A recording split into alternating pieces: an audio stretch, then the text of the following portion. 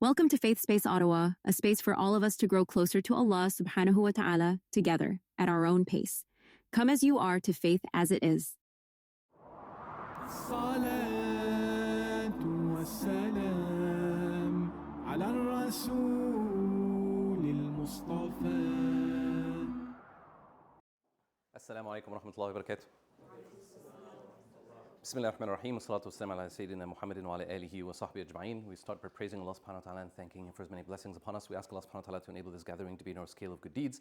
We ask Allah subhanahu wa ta'ala to reward you for the time that you spare for His sake. We ask Allah subhanahu wa ta'ala to enable this to be of benefit. We ask Allah subhanahu wa ta'ala to enable us to exit from this gathering with hearts more steadfast on the path, more loving of Allah subhanahu wa ta'ala, more following of the Prophet alayhi salam. Say Ameen. Ameen. Ameen. Welcome to another faith session where we ponder the seerah of the Prophet alayhi salatu wasalam. We are, alhamdulillah, Ameen, diving into session 10. It's the 10th session. And by the way, one of the benefits of joining the Telegram group is that you actually get access to the slides because I post the links to the slides there. So if you want to check the slides, you can over there, inshallah. Also, one nice announcement that we perhaps forgot about, I did not mention it to her, she was on the spot, kind of pushed to do the announcements, is that we have a podcast launched, alhamdulillah, for faith, where we hope to post different material from time to time. The Pondering of the Seerah series will be posted there as well, so you can check it out. Faith Space Ottawa podcast at your most preferred podcast platform. Also YouTube, it's available there as well. Well, that was my question because I think Spotify, you have to be part of it, right? Yes. So it's on Spotify, it's on YouTube, it's on other platforms. I was told Apple as well. And alhamdulillah, we have 3 sessions already posted, so we hope to post more sessions as they come, inshallah. Voice only, yes. All right, so that's the announcements. And we are pondering the seerah of the Prophet ﷺ. Why are we pondering the seerah of the Prophet ﷺ? Because we want to learn gems and lessons that we can adopt and apply in our day-to-day lives, inshallah. So that's the purpose of this gathering. We hope to reflect, to ponder meanings and lessons, and to adopt them in our day-to-day lives, inshallah. This is the agenda for today. We'll share some reflections about what was previously covered. We'll talk about today's session, which is titled The Father of the Flame. And then we will conclude with some questions that we hope that you would take and address and discuss, inshallah, and then share with the bigger group. Some reflections. Here is a very powerful verse that tells us about the Prophet ﷺ. It tells us to obey the Prophet ﷺ, obey Allah first. It says, say, obey Allah and obey the Messenger. Qul, whenever the word qul, by the way, is mentioned in the Quran, it's specifically a command to the Prophet ﷺ to deliver a message to humanity, to us. So the Prophet is told to say, O people, obey Allah and obey the Messenger. وَأَطِيعُوا الرَّسُولِ فَإِن تَوَلَّوْا فَإِنَّمَا عَلَيْهِ مَا حُمِّلَ وَعَلَيْكُمْ مَا حُمِّلْتُمْ. If you turn away from this message, from this truth, then he is only responsible for his duty, and you are responsible for yours. And if you obey him, وَإِن تُطِيعُوهُ تَهْتَدُوا, you will be rightly guided. The Messenger's duty is only to deliver the message clearly. وَمَا عَلَى الرَّسُولِ إِلَّا الْبَلَاغُ الْمُبِينُ, which clarifies what is the role of the Prophet ﷺ. It is to deliver the message with clarity. And I highlight this because sometimes we think that, it's just about delivering the message. But that's not true. It's not just about the delivering of the message. It's also about the clarity of that deliverance, right? So it's very important that the message be delivered clearly so that it reaches the destination, right? And as such, when you come to advise somebody or to invite somebody to Islam or to talk to somebody about Islam, clarity is very important. It's not just about blurting it out. And so, how we deliver the message is very important. So this is one verse to reflect upon and kind of highlight what is the mission of the Prophet ﷺ. And here we have from the previous session, how the revelation ceased. It paused for a while. Divine inspiration and revelation paused. And the Prophet was saddened by that. حَتَّى حَزِنَ النَّبِيُّ صَلَّى اللَّهُ عَلَيْهِ وَسَلَّمَ. He was saddened by the pausing of the message and the revelation.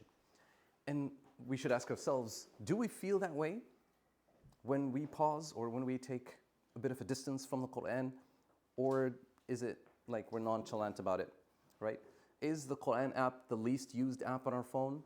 Is the Quran the book that gathers dust on our shelves? Or do we feel saddened when we're away from the word of Allah subhanahu wa ta'ala?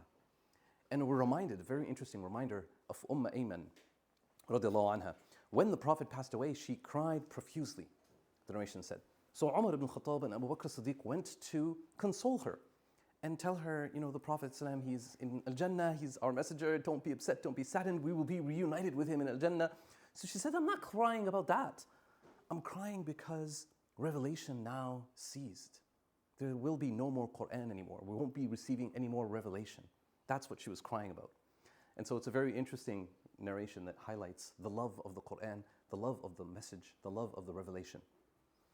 Next we have here the first few verses from Surah Al-Muddathir. The Prophet ﷺ is told to rise up. قُمْ فَأَنذِرْ, and warn. وَرَبَّكَ فَكَبِّرْ, revere Allah subhanahu wa ta'ala alone. وَثِيَابَكَ فَطَهِّرْ, purify your garments. وَالرِّجْزَ فَهْجُرْ, and continue to shun the idols. The first commandments given to the Prophet ﷺ about delivering the message. And of course, يَا أَيُّهَا الْمُزَّمِّلْ قُمِ اللَّيْلَ إِلَّا قَلِيلًا, O you who are wrapped in clothes, rise up a portion of the night in prayer, in nightly prayer. And we highlighted last time how Qiyamul Layl is the fuel for the believers. In fact, one of the very interesting descriptions given about as-Sahaba is that they are رُهْبَانُ اللَّيْلِ فُرْسَانُ النَّهَارِ. They are the knights during the day, and they are the monks during the night. At night, they're performing Qiyamul Layl, and during the day, they are knights in shining armors, facing off tyranny and injustice, upholding the deen, right? So this is a very beautiful description of the Sahaba Ridwanullah alayhim. And so here is a very powerful command that to fuel, to energize our souls, we need to ensure that we connect to Allah subhanahu wa ta'ala, that we perform nightly prayers, that we perform Qiyamul Layl, that we uphold our prayers. All right, that was just a brief kind of recap or some thoughts from what we previously covered. Today we will touch upon the father of the flame. Who is the father of the flame is a question we'll come to, but we want to kind of touch upon an interesting narration by Ibn Ishaq, where he says, ثُمَّ فَتَرَ الْوَحْيُ عَنْ رَسُولِ اللَّهِ صَلَّى اللَّهُ عَلَيْهِ وسلم فَتْرَةً مِنْ ذَلِكَ. Meaning that, narration says that the revelation ceased for some time, right? What we just talked about. حَتَّى شُقَّ ذَلِكَ عَلَيْهِ, until it was very difficult for the Prophet فَأَحْزَنَهُ, and he was saddened. فَجَاءَهُ جِبْرِيلٌ بِسُورَةِ الضُّحَى. So Ibn Ishaq says that Surah Al-Duha was revealed around this time. And so Surah Al-Duha could be considered amongst the first revelations of the Quran. And basically the surah swears to him by his Lord, who had honored him with what he had honored him with, that he had not bade him farewell nor hated him. He was not abandoned by Allah subhanahu wa ta'ala. Right? This pause was there for wisdom that Allah subhanahu wa ta'ala only knows. And we previously kind of commented on what commentaries say about that. But here is a narration that says that Allah subhanahu wa ta'ala came with Surah Al-Duha to console the Prophet. And so, Surah Al-Duha was revealed, وَالضُّحَى وَاللَّيْلِ إِذَا سَجَى مَا وَدَّعَكَ رَبُّكَ وَمَا قَلَى. Now this surah, some scholars say it was revealed later on, right? So there's a bit of difference of opinion on when it was revealed, but Ibn Ishaq says it was revealed around this time. And it makes an oath by the morning sunlight. Scholars say, why Ad-Duha? And why in the night when it falls still? وَاللَّيْلِ إِذَا سَجَى, when it covers and when it's dark. Allah subhanahu wa ta'ala is making an oath with these things to highlight that no matter how long the darkness, no matter how long the night, there is always going to be a duha that breaks the darkness, the morning sunlight. مَا وَدَّعَكَ رَبُّكَ وَمَا قَلَى. Your Lord has not abandoned you, nor has He become hateful of you. And then Allah subhanahu wa ta'ala says, وَلَلْآخِرَةُ خَيْرٌ لَكَ مِنَ الْأُولَى, and the hereafter is better for you than this life, and Allah will give you that which you are surely going to be pleased with. وَلَسَوْفَ يُعْطِيكَ رَبُّكَ فَتَرْضَى. And the verses go on talking about how he was an orphan, and how he was lost, and how he needed support, and all of these were blessings Allah subhanahu wa ta'ala gave to him, and then a reminder to the Prophet and to us, فَأَمَّا الْيَتِيمَ فَلَا تَقْهَرْ. As for the orphan, do not oppress. وَأَمَّا السَّائِلَ فَلَا تَنْهَرْ. For the one that comes asking or in need of anything, do not turn them away. وَأَمَّا بِنِعْمَةِ رَبِّكَ فَحَدِّثْ. And proclaim the blessings of your Lord. By the way, that last verse is often misquoted by people that like to live in extravagance. And so they live in extravagance, they have this fancy car or fancy this or fancy that. And they quote the verse and they say, وَأَمَّا بِنِعْمَةِ رَبِّكَ فَحَدِّثْ. Right? I'm supposed to proclaim my blessings and show off all that I have. And so it's a very powerful misquotation, because in context, the blessings that are referred to here is to remember that Allah subhanahu wa ta'ala has blessed you with guidance. That Allah subhanahu wa ta'ala blessed you and blessed all of us by being saved, and by many blessings that we can't even count. So many scholars say that the blessing here that is particularly to the proclamation, is, what is this blessing? It is the blessing of guidance. Other scholars say it is actually the blessing of being given shelter, being given, family, being given people to take care of, being given all of these blessings that we're given, subhanAllah. We need to recognize them, and proclaiming them does not mean showing off. It means having gratitude to Allah subhanahu wa ta'ala. All right, that was just a side note, but now we have the first revelations. Last time we said it was Al-Alaq, Al-Mudaththir, Al-Muzammil, Al-Qalam, Al-Fatiha. Now we have Ad-Duha. These are the first revelations. All right, 3 years passed really quick, right? Next time, inshallah, we'll touch upon a little bit about the Sahaba that came to Islam during those 3 years and a few stories during that time. But now we're going to jump a little bit ahead. 3 years have passed. 3 years of what you could call secret da'wah. The da'wah was secretive. It was by invitation only. It was not in public. But now a verse is revealed telling the Prophet ﷺ to warn his family members. وَأَنذِرْ عَشِيرَتَكَ الْأَقْرَبِينَ. Warn, starting with your closest relatives. وَخْفِضْ جَنَاحَكَ لِمَنِ اتَّبَعَكَ مِنَ الْمُؤْمِنِينَ. Be gracious to the believers who follow you. فَإِنْ عَصَوْكَ, meaning if your family disobey you, فَقُلْ إِنِّي بَرِيءٌ مِّمَّا تَعْمَلُونَ. Say to them, I am certainly innocent, or free as it says here, of what you do.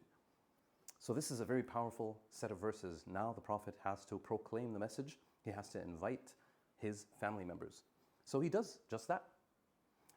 And here, in the very powerful book, by the way, The Sealed Nectar by Mubarak Furi, he quotes Al-Kamil fi Tarikh, the complete book of history written by Ibn al-Athir. So I went to Ibn al-Athir and I said, okay, I'll check it out. So here's what it says. It says that when Allah revealed to his messenger and warn your nearest relatives, this was very difficult for him, alayhi salatu wasalam. He was upset and afraid. So he sat in his house like a sick person. Then his paternal aunts came to visit him. His paternal aunts came to visit him. And he said, I do not complain of anything, but Allah has commanded me to warn my nearest relatives. Now, just at the outset, this is very interesting. He's speaking openly to his aunts about the fact that Allah commanded him to reveal Islam openly and invite his relatives. So he said to him, call them, but do not call Abu Lahab. Don't call Abu Lahab among them, for he will not answer you. But then the narration says, so he, alayhi salatu, called them. And they attended, and with them were a group of Banu al-Muttalib ibn Abd Manaf. This is the tribe of the Prophet ﷺ, and they were 45 men. Was Abu Lahab amongst them? The answer is yes, he was. The Prophet did not take the advice of his aunts. He actually did invite Abu Lahab, and we will come to that invitation and how it actually happened.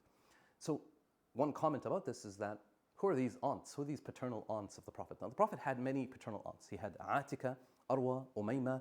He had Safiya, of course. And he had another one that I don't remember, but basically these 5 aunts of his, there's a dispute in who actually amongst them embraced Islam except for Safiya. Safiya embraced Islam 100%, no doubt about it. And she migrated to Medina with the Prophet ﷺ. This is Safiya bint Abd al-Muttalib. But the other aunts of the Prophet from his father's side, there's question about them, whether they actually embraced Islam or not, or whether they even lived to the time of revelation or not. Barra is the other name, now I remember. So these are the aunts of the Prophet ﷺ. But here in this narration, it says that they came to him, the aunts. So maybe some of them came to him and they were supportive, even without embracing Islam, like Abu Talib. He's going to declare his support to the Prophet ﷺ without embracing Islam. So maybe that was also the situation with one of the aunts, the other aunts other than Safiya, whom we know embraced Islam. All right, why did they warn against Abu Lahab? And who is Abu Lahab? Abu Lahab, his actual name is Abdul Uzza. Abdul Uzza ibn Abd al-Muttalib. Abdul Uzza means the slave of Al-Uzza. And Uzza is one of the idols that they had. They had many idols. We talked about them before. They had Uzza, they had Hubal, they had Manat, they had Lat. And they had many people that were called Abdul Lat, right? Abd Manat, Abd Hubal, like all of that, like the slave of these idols. He was Abdul Uzza, the slave of Al-Uzza. But he was known as Abu Lahab. And there are different reasons for that. Some scholars say because he was handsome. Some say he had a reddish face. Some say he had red hair. So, different reasons. But regardless of why he was called Abu Lahab, some say he actually had a temper. So that's why he was called Abu Lahab, like the father of the flame. But Allah alam why he was called that, but he was called Abu Lahab. And he was rich, he was wealthy. From all of the uncles of the Prophet, he's one of the uncles, remember? He actually is perhaps the wealthiest. The wealthiest. And interestingly, one interesting, kind of trivia fact, if you like, that amongst the first women to nurse the Prophet ﷺ was Thuwayba. And Thuwayba was actually a slave girl for Abu Lahab. So Abu Lahab gave his slave girl to nurse the Prophet ﷺ when he was first born. And it is said that Thuwayba also nursed Hamza ibn Abdul Muttalib. And that's how Hamza and the Prophet are not just like friends and related, like Hamza is the uncle of the Prophet, but they're also what they call nursing brothers. And so that's just a trivia fact. But basically, Abu Lahab, he actually liked the Prophet. He cared for him. He had two of his sons engaged to two daughters of the Prophet ﷺ. So he had Utbah and Utayba. They were engaged to Ruqayya and Kulthum, the two daughters of the Prophet ﷺ. And they were neighbors. They lived right next door. He is said to have actually argued to be the one to take care of the Prophet ﷺ when his grandfather, the grandfather of the Prophet, passed away. When Abdul Muttalib passed away, the elder of the family is Abu Talib. He won the argument. And he's the one that took care of the Prophet ﷺ ever since he was 8, all the way up to the age of like 22 or so. But imagine if Abu Lahab had won that argument. He could have been the caretaker of the Prophet ﷺ and the one that raised the Prophet ﷺ during that time. And he argued, of course, that I'm wealthy, I can take care of him. And so Abu Talib said, no, I am the eldest, and as such, I'm the one that should take care of our nephew Muhammad alayhi salatu wasalam. But why did they warn against him? They said that he's not going to listen to you. And it seems that they saw in him something that perhaps prevented him from heeding the call. And they saw that and they recognized that. So what is that? Let's try to investigate that a little bit further, inshallah. It is said that the Prophet ﷺ, in the sealed nectar, he invited, right? So also, continuing on the same narration from Al-Kamil. So remember, the invitation happened. So he invited them over dinner, alayhi salatu wasalam. He invited these 45 men over dinner, and dinner was served, they ate, and there are, I don't know if anybody here familiar with Martin Lings. Martin Lings has a very interesting book. He's a convert to Islam, and he wrote a very interesting book called Muhammad, His Life, based on the earliest sources. Now, the title is a little bit, not 100%, because it's not really based on the earliest sources. It's based on some of the earliest sources, right? So he didn't take all of the sources and kind of put them in comparison. He took some of the earliest sources, and because, I like to pick on my Sufi brothers and sisters. He's a little Sufi leaning, so he picked a narration that has a miracle in this invitation. Now, that's not to say that there's something wrong with that, but it's not a very authentic narration. But what happened, basically, he served his relatives, the 45 men, from food that, according to the narration, was only sufficient for one person, right? And so he kept on serving them and serving them and serving them, and they kept eating to their fullest, and they kept eating. So if you come across such a narration, just know it's not very authentic. But even if we don't consider miracles to be something out of this world when it comes to the Prophet ﷺ. In fact, we do consider that this is something that actually did happen in a very authentic narration many years later, where during the Battle of the Trench, where it is said that a Sahabi came with only some food, and he offered it to the Prophet ﷺ. And the Prophet called all of the Sahaba to come and eat. And they all ate. SubhanAllah, right? We'll come to that, inshallah, if Allah permits and prolongs our lives till then. But point is, it has happened before, right? Or it will happen later. So here is the invitation. Now, Abu Lahab immediately took the initiative in the sealed nectar. And Mubarak Furi says that Abu Lahab immediately took the initiative and addressed the Prophet right after dinner. He didn't allow the Prophet to speak or to invite them to Islam or to talk about Islam. He immediately spoke and he said, these are your uncles and cousins, speak to the point, but first of all, you have to know that your kinspeople are not in a position to withstand all the Arabs. Meaning that we, the family of the Prophet, your family, O Muhammad, we, bin Abdul Muttalib, we cannot face all the Arabs. So basically he's hinting at that what you're calling us to is going to cause that conflict. It's going to cause that we face all the Arabs. He says we can't do that. We must bear in mind that your relatives are sufficient for you. Meaning we will be sufficient for you if you follow their tradition. It will be easier for them than to face the other clans of Quraysh supported by other Arabs. Verily, I have never heard of anyone who has incurred more harm on his kinspeople than you. So Abu Lahab is antagonizing the Prophet from the get-go. And he says, what you're bringing forth, this message is going to cause a rift between us and all the other Arabs, and we can't face them on our own. This is, by the way, a very valid point. And it's actually true. It is a prediction that actually does take place. We just mentioned the Battle of the Trench, also known as Ghazwat al-Ahzab, the Battle of the Allies, where so many different tribes united and marched with 10,000 troops against Medina. All united. Different tribes of Quraysh, different tribes of Arabia, united together to face off against the Prophet and the believers ﷺ, during the Battle of the Trench. And so the very prediction of Abu Lahab came true, subhanAllah. But that was his concern, that was his fear. This is one of the main reasons he decided not to believe, and he said we need to stop Muhammad and not allow him ﷺ to continue to deliver the message. The narration says that he was quiet ﷺ. He did not speak, he did not argue, he did not want to start his invitation to the 44 other relatives of his with an argument against one of the elders, Abu Lahab. But what does he do? He invites them again. Does he invite Abu Lahab again? Yes, he does. He invites Abu Lahab again. But this time he preempts them. And before dinner, he actually speaks and he says the following: Alhamdulillah, أحمده وأستعينه وأؤمن به وأتوكل عليه وأشهد أن لا إله إلا الله وحده لا شريك له.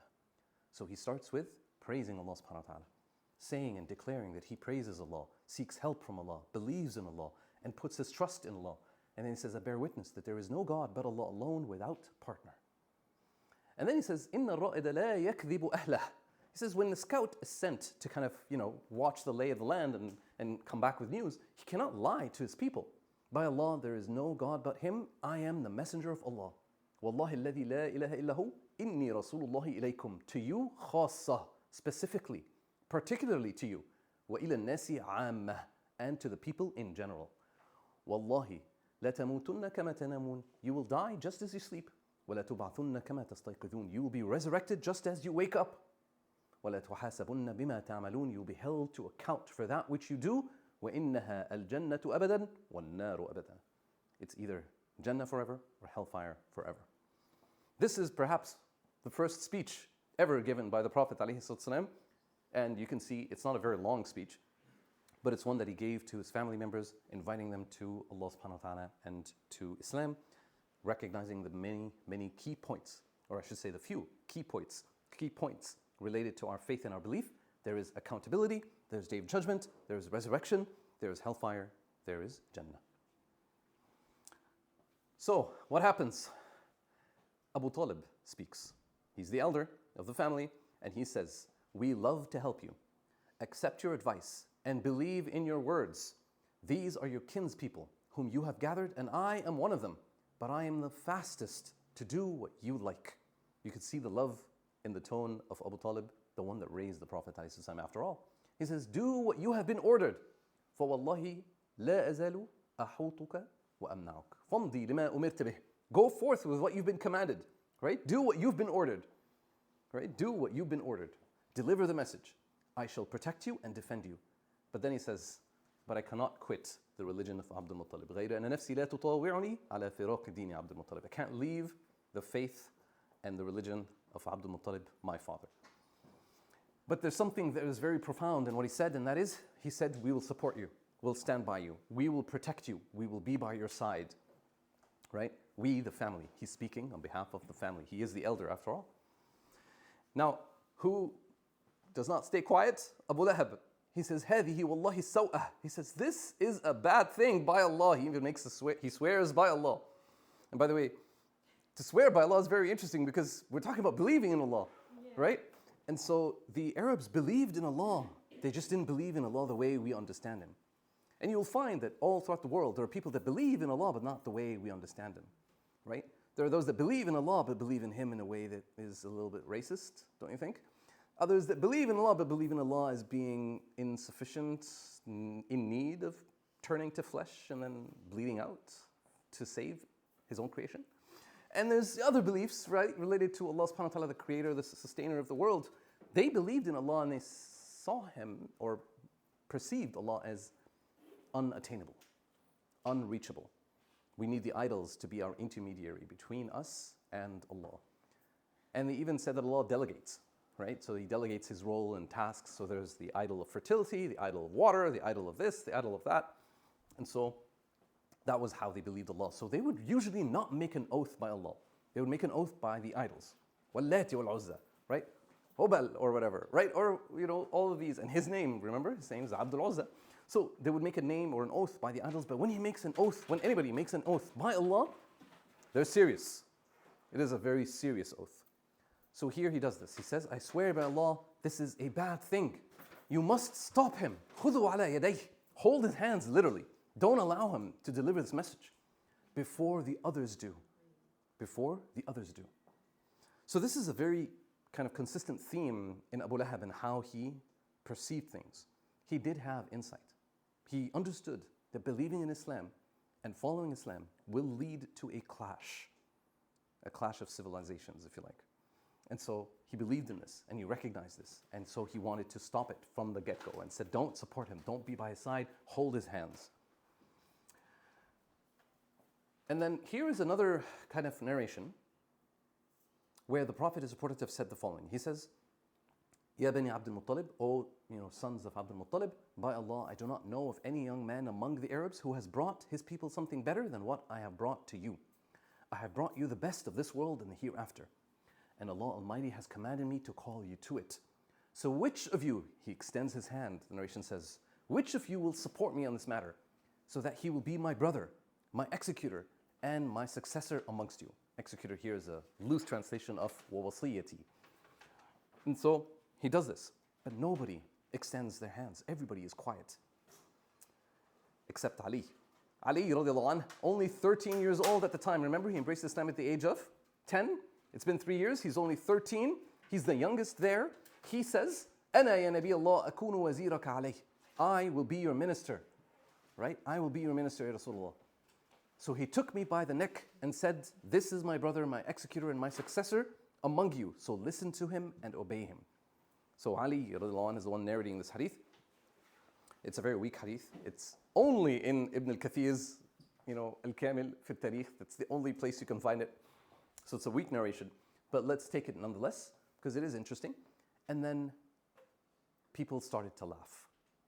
And they would say to Abi Talib, right? He has ordered you to listen to your son. And even today, you tell a parent, listen to your child, they'll be indignant about it, right? It's the opposite. That's how it should be. Child should listen to the parent. But he has ordered you to listen to your son and obey him. So they were doing this, of course, out of mockery, and they left. Amongst the people there are people that embrace Islam later on. Al-Abbas later on. Hamza later on, right? Many of the people that become Sahaba, Ridwanullahi alayhim ajma'in. And another narration was sent to the Prophet ﷺ. Now to declare openly. You've warned your family members, now declare openly. فَاصْدَعْ بِمَا تُؤْمَرُ وَأَعْرِضْ عَنِ الْمُشْرِكِينَ. Proclaim what you've been commanded out loud. Turn away from the polytheists, meaning don't clash. Don't fight, right? Don't just, people reject, turn away from them. And say, إِنِّي أَنَا النَّذِيرُ الْمُبِينُ. I am truly sent with a clear warning. So, Al-Bukhari narrates, خَرَجَ رَسُولُ اللَّهِ صَلَّى اللَّهُ عَلَيْهِ وسلم حَتَّى صَعِدَ الصَّفَا. The Prophet rose on Mount Safa and he said, Ya Sabaha. And to say this is basically translates to, oh morning, oh morning. But it basically is a call for war. Meaning, oh people, it's kind of like code. Oh people of this morning, there's something very serious happening, so please gather up. So people gathered. They said, who is that? Then they gathered around him. Whereupon he said, أرأيتم إن أخبرتكم أن خيلا تخرج من سفح هذا الجبل أكنتم مصدقين? If I were to tell you that right behind this mountain, there is an army, right? An army. Cavalrymen are proceeding up the side of the mountain. Will you believe me? They said, ما جربنا عليك كذبا قط. We never experienced you lie at all. He's 43 years old, living in Mecca. Never once was he caught in a lie. Never once did he lie, alayhi salatu wasalam. And that's what actually is something that he capitalizes on, because he asks them something that perhaps would seem to be not realistic, right? That there's an army right behind this mountain that I'm standing on. And then he says, فَإِنِّي نَذِيرٌ لَكُمْ بَيْنَ يَدَيَّ عَذَابٍ شَدِيدٍ. I am a warner to you of a coming severe punishment. In Sahih Bukhari, in another hadith, he's reported to have said, يَا مَعْشَرَ قُرَيْشٍ اشْتَرُوا أَنفُسَكُمْ. O people of Quraysh, buy yourselves. لا أغني عنكم من الله شيئا. I cannot save you from Allah if you disobey Him. And then he starts calling tribes. Oh, Bani Abd Manaf, لا أغني عنكم من الله شيئا. I cannot save you from Allah if you disobey Him. Ya Abbas, he calls his uncle. I cannot, save you from Allah if you disobey Him. He calls his aunt, Ya Safiya, عمة رسول الله صلى الله عليه وسلم رضي الله عنها. She has, like I said, the only one that is confirmed to have believed and embraced Islam. He says, I cannot save you from Allah if you disobey Him. Ya Fatima, his own daughter, bint Muhammad, Salini ma shi'ti min mali. Ask me what you wish of my property. Meaning he would give her whatever she asks from his property. But I cannot save you from Allah subhanahu wa ta'ala if you disobey Him. لا أغني عنك من الله شيئا. So this is the second speech of the Prophet ﷺ on Mount Safa, given to everybody in Mecca. Now Islam is public. This is a new phase, a new stage. Islam is no longer a secret da'wah or a private da'wah or a selective da'wah. It is a public da'wah.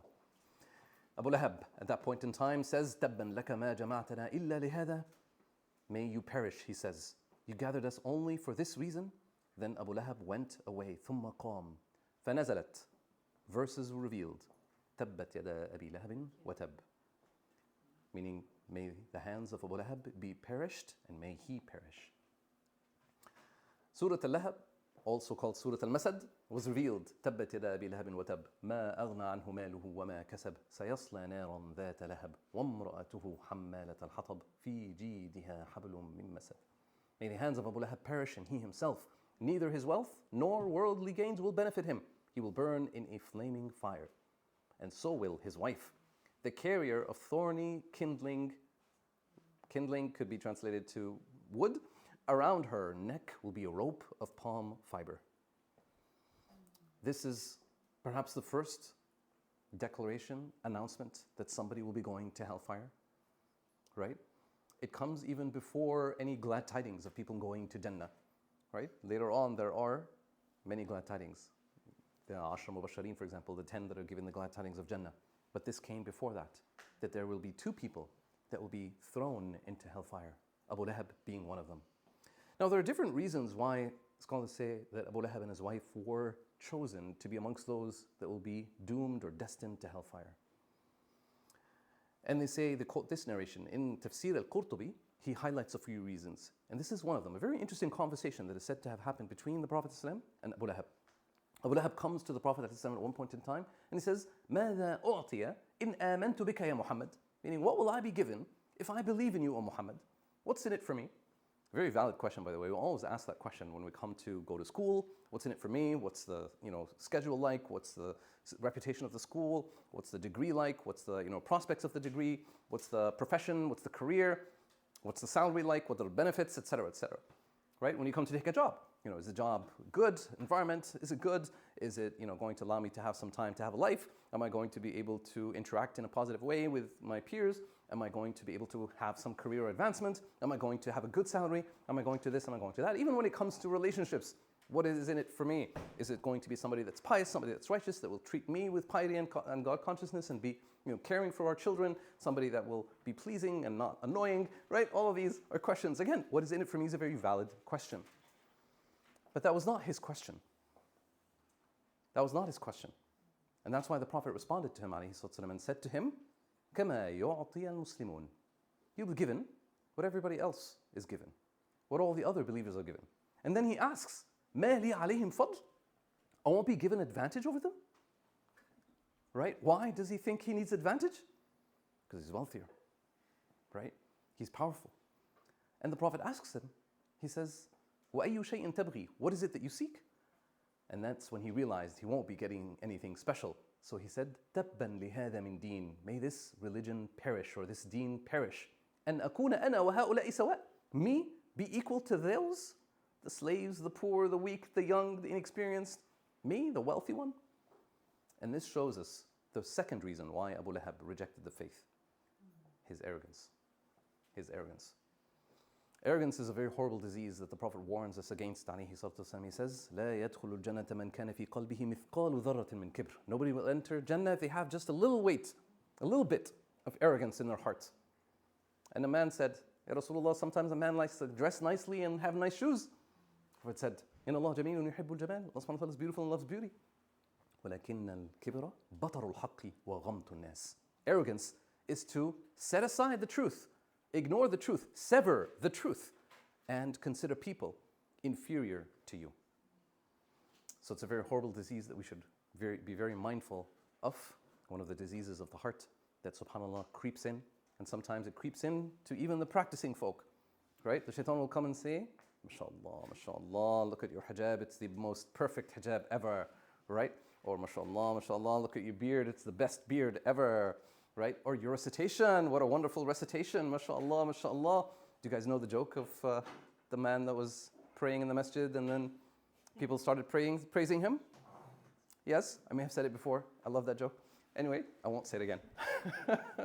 So, point is that this was one of the reasons why he rejected, subhanAllah, and he cursed the faith. تَبًّا لِهَذَا مِن دِينٍ.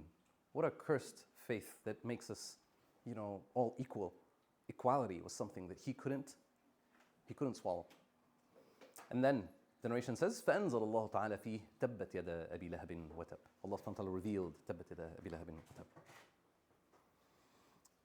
And here's another narration that actually gives us another reason why the surah was revealed about him being cursed and perishing in hellfire. It says that when the Prophet ﷺ would have people come and visit him, right? Abu Lahab would go to those people that are visiting the Prophet, trying to hear the message from the Prophet ﷺ, and he would say to them, they would actually ask it. They would say, "Anta a'lamu bihi minna." You're his uncle. Tell us about Muhammad. He would say, "Innahu kadhabun sahir." He is a lying magician, right? And so they would leave the Prophet ﷺ. They would turn away from the Prophet ﷺ. But then a delegation came and he did not. And he did the same thing, but they said, you know what? We're not going to leave until we actually see Muhammad ﷺ and hear his words. Yes, you, O uncle of Muhammad, are saying that he's a lying magician, but we want to hear him and see for ourselves. Abu Lahab then says to them, we've been treating him. كُنَّا نُعَالِجُهُ. We've been treating him, meaning he's we're trying to treat him. And then he says, so perish and wretched is he. Right? So he curses the Prophet ﷺ. So what does he say? إِنَّا لَمْ نَزَلْ نُعَالِجُهُ فَتَبًّا لَهُ وَتَعْسَى. The Prophet hears this alayhi salatu wasalam, and he becomes saddened about it. And then Allah subhanahu wa ta'ala revealed, perish the hands of Abu Lahab. And then here is a very sad kind of outcome of this as well, that Jamil, or the wife of Abu Lahab, who's actually the sister of Abu Sufyan, her name is Jamil bint Harb. And so لما أنزل الله عز وجل تبت يدا أبي لهب وتب قالت هي وأبو لهب لعتبة وعتيبة. They said to Utbah and Utayba, their two sons who were engaged to the two daughters of the Prophet ﷺ, Ruqayya and Kulthum, they said to them, we're not going to speak to you, our faces are forbidden to you unless you divorce them. So they divorced them. Here is a very interesting, by the way, perhaps before we go there, why is it that she's referred to in Surah Al-Lahab or Surah Al-Masad as Hammalat al-Hatab, the carrier of wood? I missed it. Yes. Why is she referred to as the carrier of wood? So scholars debate this and they argue, and they say that because she actually was the carrier of wood, like that was her job. Or they say no, she was actually using thorny wood and kind of thorns, and she would throw it in the path of the Prophet ﷺ. Others say it's a figure of speech. She was kindling the fire that led to Abu Lahab's anger and distrust and arrogance and disbelief. This is why perhaps she's called Hammalat al-Hatab. She was the one that was actually causing and fueling this animosity against the Prophet ﷺ. Now Utbah and Utayba, they go and they divorce the daughters of the Prophet ﷺ. They were not married, but they were, perhaps the word to be used is betrothed, right? And one of them, Utayba, he actually goes to the Prophet ﷺ and insults the Prophet ﷺ.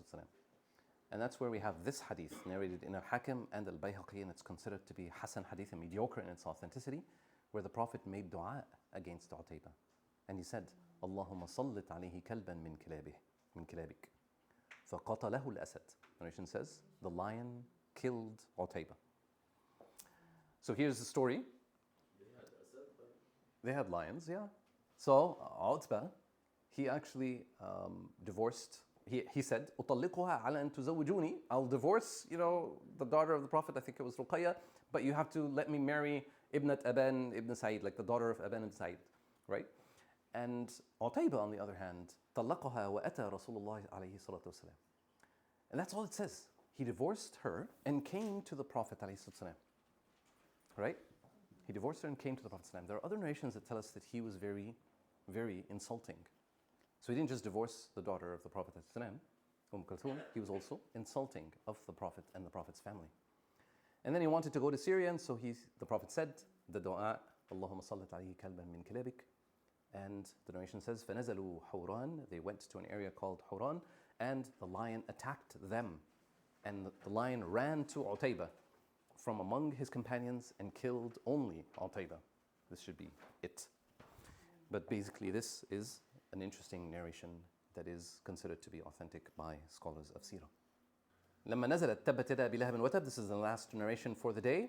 When the surah was revealed, Jamil came, the wife of Abu Lahab, right? She's described as being one-eyed. She came wailing, holding a rock. And then she was saying these lines of poetry about the Prophet ﷺ. What did she say? She said, مُذَمَّمًا قَلَيْنَا مُذَمَّمًا أَبَيْنَا وَدِينُهُ قَلَيْنَا وَأَمْرُهُ عَصَيْنَا.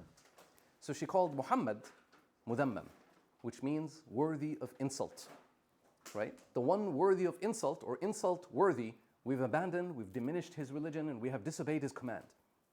The Prophet ﷺ was sitting in the mosque. When it says in the mosque, it means in the haram, means near the Kaaba, with Abu Bakr as-Siddiq. And Abu Bakr was worried. He said, Ya Rasulullah, she has come and I'm afraid that she'll see you. The Prophet says, she will not see me. لَن تَرَانِي. And he recited Quran, and he recited the verse which talks about a barrier being set between disbelievers and those that are righteous. وَإِذَا قَرَأْتَ الْقُرْآنَ جَعَلْنَا بَيْنَكَ وَبَيْنَ الَّذِينَ لَا يُؤْمِنُونَ بِالْآخِرَةِ حِجَابًا مَسْتُورًا. When you recite the Quran, we will place between you and those who disbelieve in the hereafter an invisible veil. So she stopped at Abu Bakr, and she did not see the Messenger alayhi salatu wasalam. She said, "Oh Abu Bakr, I've been told that your companion has satirized me." He said, "No, by the Lord of this house, he has not satirized you." So she turned away saying, Quraysh knows that I'm the daughter of their master. She's basically praising herself as she left. And the narration actually goes that Abu Bakr turned to the Prophet and said, she didn't see you. And then the Prophet said, Allah subhanahu wa ta'ala willed it that she not see me. Interestingly here, Abu Bakr says, by the Lord of the house, he has not satirized you, because the Quran is not satire, right? It's Quran that was revealed by Allah subhanahu wa ta'ala, not the Prophet alayhi salatu wasalam. In fact, if you think about it, perhaps it puts the Prophet in a very difficult situation to have Quran revealed about his own uncle, and Quran that dooms his uncle and his uncle's wife to hellfire very early on in the message. What if they embrace Islam later on? In fact, scholars say this is one of the proofs of prophethood of Muhammad alayhi salatu wasalam, that such a risk was not something the Prophet took. It was not a risk. It was only revealed by Allah subhanahu wa ta'ala. A very good book, by the way, about proofs of prophethood is one written by Muhammad al-Shinawi. Muhammad al-Shinawi has a very interesting book called Proofs of Prophethood. I recommend that you check it out, and it has listed Surat al-Masad as one of them. All right, the Prophet responded to the poetry said about him, calling him مذمما, the one worthy of insult. He would say, ألا تعجبون كيف يصرف الله عني شتم قريش ولعنهم يشتمون مذمما ويلعنون مذمما وأنا محمد. Doesn't it astonish you how Allah protects me from the Quraysh abusing and cursing? They abuse they abuse Mudammam and curse Mudammam, while I am Muhammad. And so it shows how the Prophet ﷺ responded to the lines of poetry that was done and kind of produced to curse him or to insult him or to abuse him or to make fun of him alayhi salatu wasalam. This is in Sahih al-Bukhari. We will conclude here. Are we still in year 3? Or This is year 3. So everything you covered today is still within that third year? Yes. It's not 4 or 5? Not yet. Okay. Right. All right. Muhammad al-Shinawi, yes. Yeah. And it's a new book. Yes. It's very new. Yes. It's a new book. All right. All right. We're that actually concludes today's session. I hope you found it beneficial. Anything good I said is from Allah subhanahu wa ta'ala alone. These are the questions we want to leave you with. Is it okay to make dua against someone? Right? The way the Prophet did? Was that okay? Is that how we should be? Shouldn't we be asking Allah for forgiveness or for guidance for that person?